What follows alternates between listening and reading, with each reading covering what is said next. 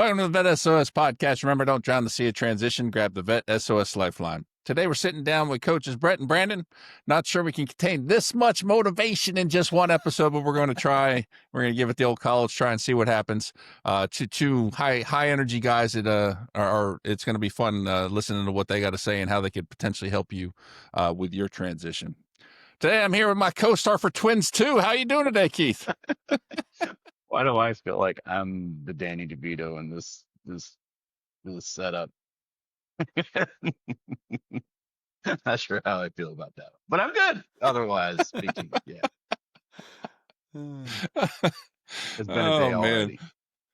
Yeah, I have so much fun typing those up. I'm like, that one might work. Right. You know, I didn't get a chance to do my next step, so I got to work on that for the next time. Okay. Well, I'll leave out the big spoon, little spoon comment that's coming to mind right now. But anyway, yeah, we already have that on record. Yeah.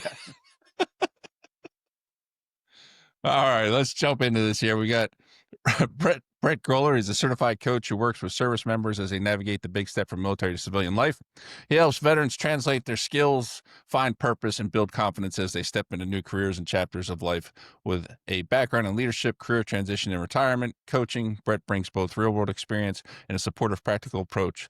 His passion is making sure those who have served feel equipped, valued, and ready to thrive in their next mission. Brandon Johnson is the CEO and founder of ME+I Coaching, or is it ME+I? ME+I. ME+I. ME+I. I should probably ask that question before we start. You're all good, brother. Known as the high-energy executive coach with 20 years of distinguished Air Force service, he transitioned to full-time entrepreneurship in June of 2025 to help professionals and military veterans develop essential leadership skills. Brandon is an ICF Level 1 certified coach specializing in transformative leadership development and high-performance team building. Based in Boise, Idaho, his mission is to motivate, educate, and innovate how individuals and teams energize, execute, and excel. How you guys doing today? Fantastic. Excellent. It's early over here in Idaho. I'll just let you know. Is it snowing yet? No, not yet, but it is cold this morning. I bet. Nice. Yeah. I took the dogs out with no shirt on, flip-flops, shorts. It's horrible weather. You don't have to. I always tell Brandon, you don't have to shovel sunshine, buddy. Yep, absolutely. Yeah. It's all fun and games, though, till the hurricane decides to come. Then we got a different discussion. Amen, brother. All right. Well, before we jump into the coaching aspect of it, all right, I'm going to ask each of you a question here. Brandon, I'm going to start with you to give us just a quick version of your transition story, how that went. And then Brett, will move over to you. And the big question for you is, why did you decide you wanted to start working with veterans? So Brandon, if you will, take it away. Yeah. So like you said in the intro, I just retired 1 June. So I'm fresh into the civilian world. My transition story is like, I did the skill bridge for 6 months. I was able to get picked up by a nonprofit military organization here in Boise through Mission 43. I was working with the VEA, which is Veteran Entrepreneur Alliance. And through that nonprofit, I was able to connect with Isaac Belden, who's the executive director, and really wanting to impact the way that service members outside of the base here in Boise can transition, but stay in Idaho, because Idaho is a great state. But the problem is the benefits here are not really that good. So then people leave to the better states like Florida, Texas, South Carolina, Alaska. And the thing the question was how do we keep people here? And so my mission, after I transitioned, I went through the transition assistance program, TAP program, and I was like, something's missing here. It's great that you're giving me a full day of VA. It's great benefits. It's great that you're giving me a full day of, hey, this is what you could expect and all this great fun stuff. But then when the rubber hit the road and 1 June came around, it was like, I'm completely unprepared. Like my experience, my ability to communicate, my ability to connect in the military does not transition very well to the corporate USA, because one, the humor is just not there. They don't get it. They look at you like you're completely weird and you got a third eye, right? And the one thing that I did realize is that the ability to connect with people especially getting out of the uniform and help them find a new identity, was missing. And the transition assistance program didn't allow that, and not allow that, but it didn't have that in play. And the problem is I guess it was like a conversation that no one really wanted to have of how do we capitalize on the power skills that we learned in the military in order to translate it into corporate USA so we can be more successful? Because everybody wants to hire a veteran, but it's like, how do you hire a veteran, right? Because they'll be respectful and say, thank you for your service. But at the end of the day, they're looking at you, are you an asset or a liability for our company? And if you're an asset, we'll pay you. But if we think you're a liability, thank you, next person up type thing, you know? So Yeah, and I think you kind of led there to one of the points we've discussed before, where you got veteran friendly versus veteran ready when it comes to employers as well, and understanding that whole situation. And you know, we bring a lot of great things to the table, but you know, sometimes we bring some baggage with us. You know? So, absolutely. all right, Brett, let's jump over to you, brother. Yeah, thanks. And again, I appreciate you having me today. So my journey here, I left the corporate space after 30 years back in 2021. I needed a break and was pursuing other opportunities. And a number of people started calling me saying, did you retire? How did you get, what did you do? And I tried to take a sabbatical the month of June of 21, and my phone kept on ringing and people were asking me. And after a while, a number of people had said to me have you ever thought about coaching? So my joke is, I said, well, I coach my son's little league team. Does that count? And so I just kept on getting phone call after phone call after phone call, people help and saying like, how did you transition? What did you do? So I got into the coaching space and then actually became a certified professional retirement coach along with my coaching certification. And while I was on that journey, a number of working with clients in the retirement out of the corporate space, again, a number of people had said, hey, have you ever thought about working with service members who are transitioning? Have you heard about how difficult it is? And so I thought my biggest concern was, is a veteran going to talk to a non-veteran? And how is that relatable and what does that look like? So fast forward, I actually started doing some work with a company called The Ideal Life. I actually met Brandon. I was actually facilitating one of our workshops, and that's how we connected, and then started looking into it, put together a program called Thrive in Transition to help service members actually find purpose and work through this process. I didn't realize all of the things that people, that y'all were facing as you're going through this process. Brandon has helped me immensely. We've worked together for almost going on, I guess, almost 2 years now. Yeah. And identifying again is what's the purpose? What does that look like? Using a framework from The Ideal Life. And that's what's brought me here. We launched in January of 2024 with the help of the Ideal Foundation. We launched with 3 service members. We were able to find funding so that the service member pays nothing for this program.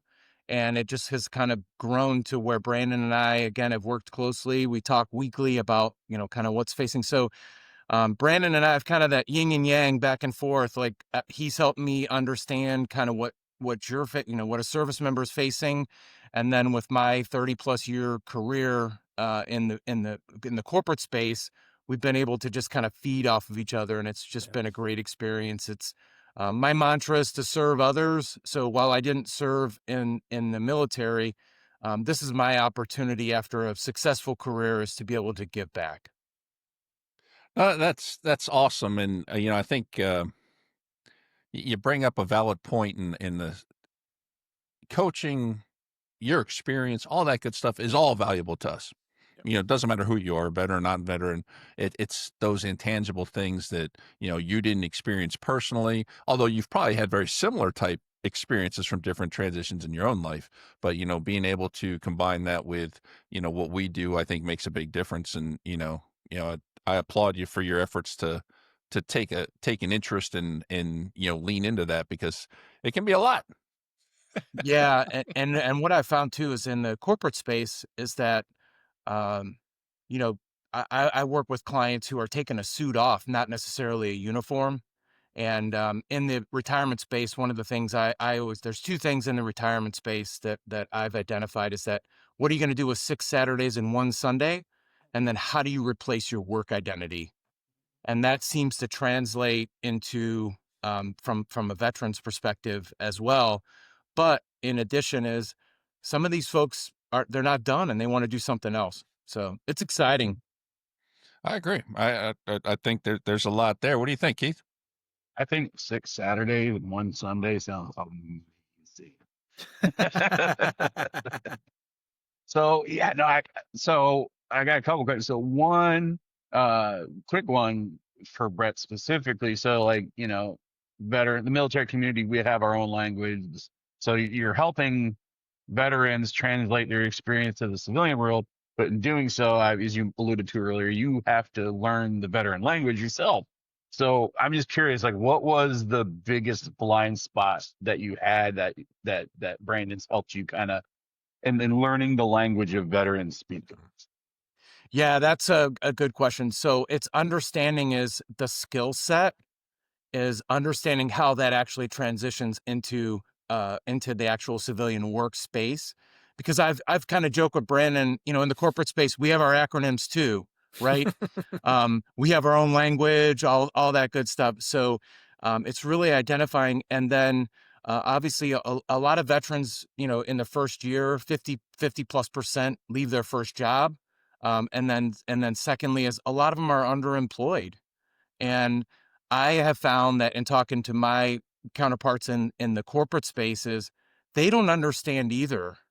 And the hiring manager really needs help understanding is, Brandon's coming into this space, and that first 6 months of him being in the corporate space, if you're a hiring manager and you've never hired a service member, talk about a blind spot. And I think, Shawn, you had mentioned earlier is that, and I'm in South Carolina, so it's the thriving veteran, but are you hiring veterans? Are you, or are you investing in veterans? And there is a distinct difference.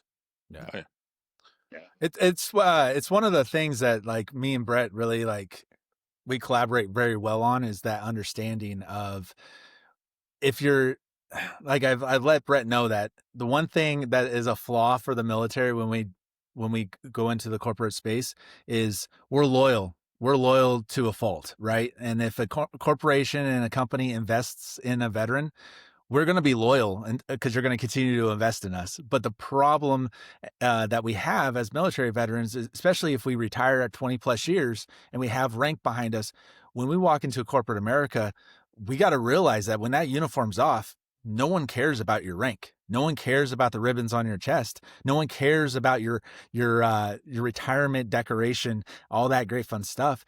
And they're not going to still stand for you when you walk into a room. They're not going to address you with the structure that the military does. And a lot of that is a punch in the gut for military members because they're so used to it. They're so ingrained in it. And the whole point in Thrive and Transition that me and Brett have been like so like adamant on like sharing is we're trying to destroy the 3 pillars that plague the veteran community when we separate and take the uniform off is finding that identity. But the 3 pillars is we want to stop as much as we can veterans from falling into drugs and alcohol, contemplating suicide, and depression. And now we know we can't help all veterans, but to have that conversation is the way that we're doing this with Thrive and Transition. And like Brett said, we don't charge the veteran anything. We're getting sponsors to sponsor a vet and showing them that, hey, that loyalty is something you will not get from just an average Joe Schmo off the street. And if you invest in us in the veteran community, it's not like we want, a handout. We're looking for hand up. We're looking for opportunities. We are the epitome of show us how to fish and we will bring you a whole slew of different styles of fish that will bring your company organization a whole line of profit and marketability and all that great fun stuff. We're not just looking for a pat on the back. And I mean, we've heard it for years. Thank you for your service. Thank you for your service. Cool. But thank you for your service doesn't pay our bills. And what we want to do is we want to get out there and we want to show our worth outside the uniform, Show us how to fish with hand grenades. So two things I just gotta say, and then I might steal it from Shawn and ask another question. But first of all, the acronyms thing, you just brought back a flashback memory. My first job was with Wells Fargo, and I'll never forget the day I got an email that says, "We need this done by EOD," and I'm like, "What?" Which, corporate world, end of day, military is Yeah. something totally different. So I was like, What are we wait, blowing up? I'm like, you're a bank. What are we doing with EODs? And holy crap, I forgot the other thing, so I'm not even going to comment on it, I guess. But Shawn, what do you got? I know you had something before I was going to ask another question. That's funny. Oh man. Yeah, no, the acronym piece is just it can be absolutely ridiculous. And they were one of the ones we use at where I work is PCS, and I'm like, I'm not moving. I don't know what you're talking about.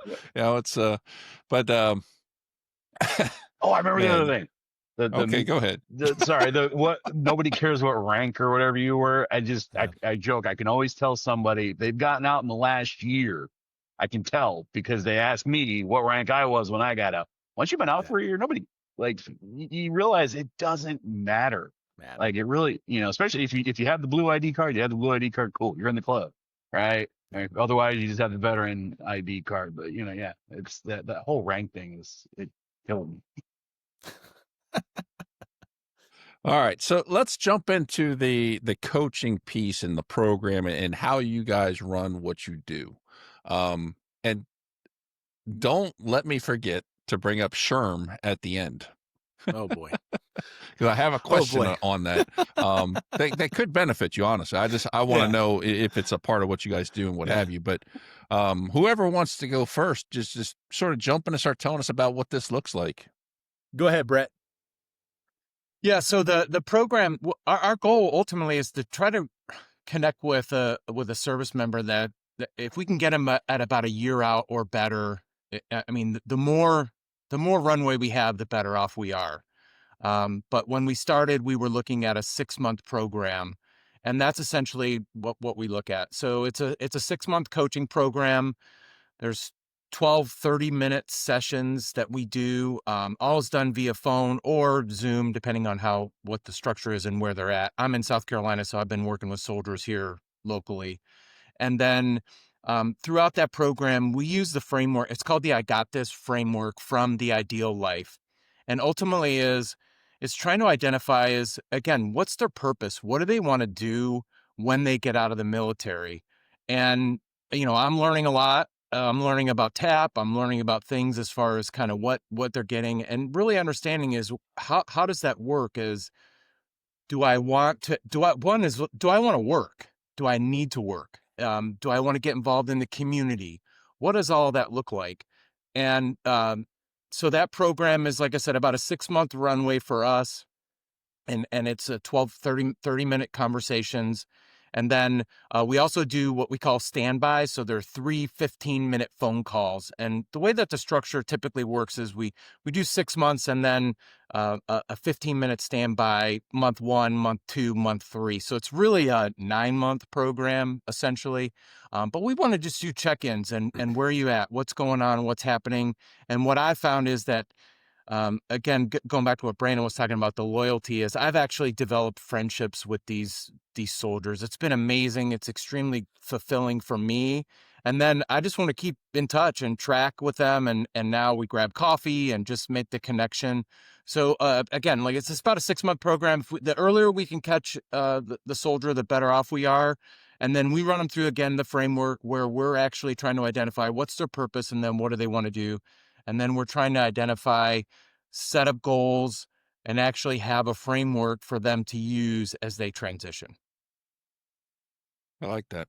I think that works pretty well. Yeah, because we like Brandon said, and you just mentioned, we're very loyal, right? And I think a lot of us struggle with the idea of at will hiring and how, or employment. So it's like, wait a minute, I'm going to give you everything I got. I expect you to take care of me, type of deal. But what's funny is we also have trust issues.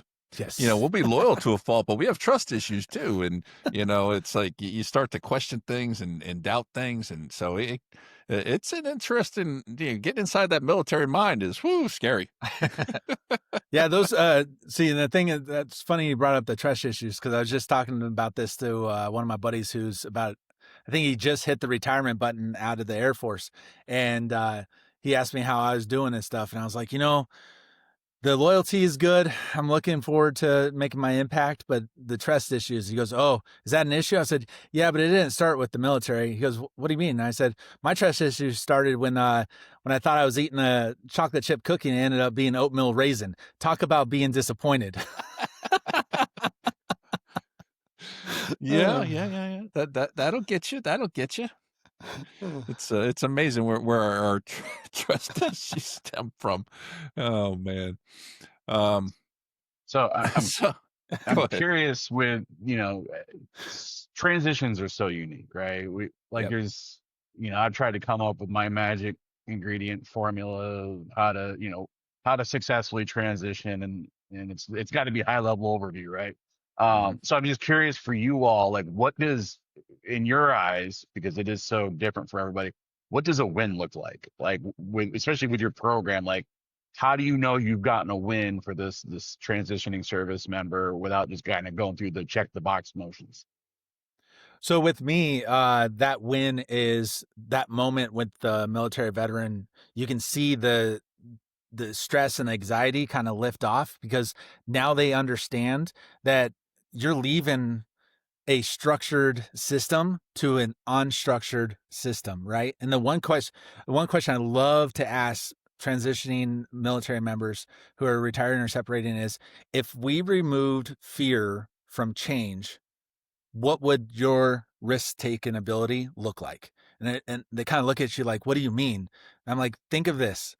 You spent 4 years or 20 plus years in a system that told you where to go, what to do, how to act, what to wear, and what time to show up. And now you're going to a system where that structure doesn't exist. So basically, you're like a brand new 18-year-old moving out of your house for the first time, and then the world's your oyster, right? You got all this ability to go and do what you want to do with, hopefully you can make adult money to where you can do those type of things. And I'm like, but the paralyzing fact is, now you don't have anybody telling you, hey, you need to do this, this, this. You have to do it on your own. And that's the whole point of the Thrive and Transition program is, me and Brett, we're here to be your accountability partner, right? And we're here to be somewhat similar to the military, to where we're not going to BS you. We're not going to beat around the bush and be like, oh, we care about your feelings. We know. No, it's like, hey, let's put your nose to the grindstone and let's get after what we want. What did you truly want, right? And me and Brett have been talking for 2 years of building this system out, and it's always interesting to see when you ask military veterans who don't have that structure anymore, who's about to jump into a sea of unknown. What do you want, right? How are you going to self-advocate for yourself? And when they realize that it's about them now, not the mission of uh, bombs on foreheads and all that great fun stuff, it's about them. They're like, oh, wow, okay. So if I want to go work this job, I can. Yeah. Let's figure out how to get you there, and have that conversation and just help them transition to, hey, you're not a military robot anymore. You got to be a human, and you got to have these certain things, and being their venting partner and all that. That's the win for me, is being able to connect to them and give them that aha moment. Yeah, just real quick, I'll share a story. I'm working with a soldier now who went from infantry to human resources, and I told him, I said, if I'm interviewing you, I want to talk about infantry, man. I want to ask all kinds of questions, whatever I said. But when you go into the corporate space, I said, we worked on his story. You asked about like what does success look like, is how did you go from infantry to HR? Like, what's that story? Because I'm going to ask you about guns because I'm fascinated by it. But the average hiring manager is going to be like, I don't even really know what questions to ask this guy. So we work through that process. And just real quick, one of the other things that I work a lot with my soldiers is, You got to go network. Yep. And I happen to be in the capital of South Carolina, and there's an association for everything. So let's go. And I've joked with them is like, you want to go to a networking event? Cool. We'll go together. I'm going to introduce you to somebody, and then we're not friends anymore in the nicest of ways. Because because I'm going to meet somebody, and then when we're working through that process of having goals of actually when we go to networking, I need you to talk to 3 people. I'm going to drop you off. Like it's like dropping your kids off at school. Peace out. I'm leaving. I've had this, what do you mean you're going to leave me there? You're going to just drop me off? I'm like, I'm not going to really leave you there, but our goal is, there's a lot of different, what I found is it's soldier by soldier, but understanding and how to share that story of how I went from infantry to HR, that's the story we need to tell in the interview.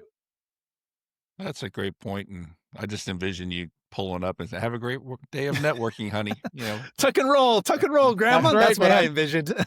Yeah. the so it's funny you brought that up, and we're close to time here. We're gonna have to start wrapping this up, but I've been in different interviews where the interviewer was like, everything you use is military as an example. I'm like, I just spent the last 20 years in the military. What other examples do I have? Yeah. But then I've had other people who they want to hear more stories about the military and how it relates to the new job. And so it's always a crapshoot. But I wanted to real quick, I don't know if you guys are tracking on this, but SHRM has a certificate that's free. Veterans at Work, I think is the name of it. And it's a great certificate for organizations. So, as you're meeting these organizations and talking to them, you may want to encourage them to take a look at that, because I think there's a lot in there that can help them become better veteran ready as compared to veteran friendly, so something to throw in the toolkit if you guys aren't aware of it or aren't using it. But I think it could help, some of these companies moving forward. Yeah, No, thanks for absolutely. sharing. I like that. I like that idea, and it just goes into like what Brett was sharing about networking and stuff. Because my mantra is I'm a person who empowers connection. So in the Boise area, that's all I've been doing is hooting and hollering, and trying to change the conversation in that aspect. But being able to show the tools and the certificates that companies can get, and just bring them more educated in the benefit and the power of not only just hiring a veteran, but actually understanding what are you getting when you hire this individual, right? And it helps the community in general. Because one of the things that really I'm really hyper focused on with this Thrive and Transition thing is going to the local nonprofit military organizations and start, instead of them fighting for that grant dollar because there's not a lot out there and they're just trying to get funding, cool, but they're losing sight of helping out the veteran community. So I'm trying to shake them loose and tell them to stop, knock it off, and let's help each other and build a great veteran nonprofit community into what does the veterans actually want instead of what you think you want. What about the veterans? If you're going to help out the community, when was the last time you put a pulse on what the community wanted? Because when I talk to veterans, they want, how do I get the opportunity to be more successful? How do I make sure that I can connect with the right person to help me out when I need to help out? Or who can I talk to? I just need a vent. I just need to talk to someone and say, hey, I'm struggling really bad with this, instead of, just like, oh, I got to put on my new uniform, which is my suit, and go to this corporate 9-to-5 job and just put, sit in my cubicle for hours on hours, Well, I agree. And I'm sure I'm not the only one that thought that you're out there hooting and hollering because you didn't have the telephone technology out there in Boise. But I'll leave it at that and give it to you, Keith. All right, guys. No, thank you guys so much for coming on. This has been a great episode, and really love what y'all are doing. Across the country, essentially. You're coast to coast for all intents and purposes. So for all our listeners out there, how do they get in touch with you? How do they sign up for the program, or just reach out to support it if they want? Go ahead, Brett. Yeah, you could always reach out to me on I have a website out there that's Brett Groller, that just, again, you're connected with me via LinkedIn. I have all my information on there. Just look up Brett Groller. If you Google Coach Brett, it'll probably come up as well. I appreciate it. Thank you guys so much for having us. It's been amazing. Appreciate it. Oh, Thanks yeah. for the support. Yeah, our pleasure. No, this has been so much fun. I'm so glad I could do a selfish plug. Yeah. So if you can't tell, I'm really hyped up in energy, and it's only 6:36 on a Saturday. Let's go, right? So I'll do that selfish plug right there. But to connect with me, like I said, I'm a person who empowers connection. So I love to connect with anybody. Is go through my website, MEI-coaching.com, or find me on LinkedIn, Brandon Johnson, MBA on LinkedIn. There's a lot of Brandon Johnson. My parents lied to me. I'm not as unique as they said.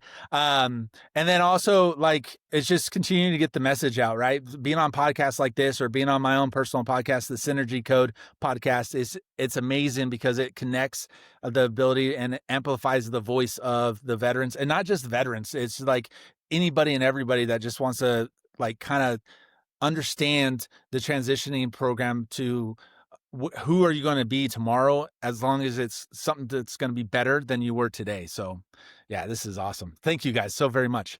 Yeah, our pleasure. Thank you guys for coming on. And I will just say, my dad didn't lie to me. He did tell me I am unique, just like everybody else.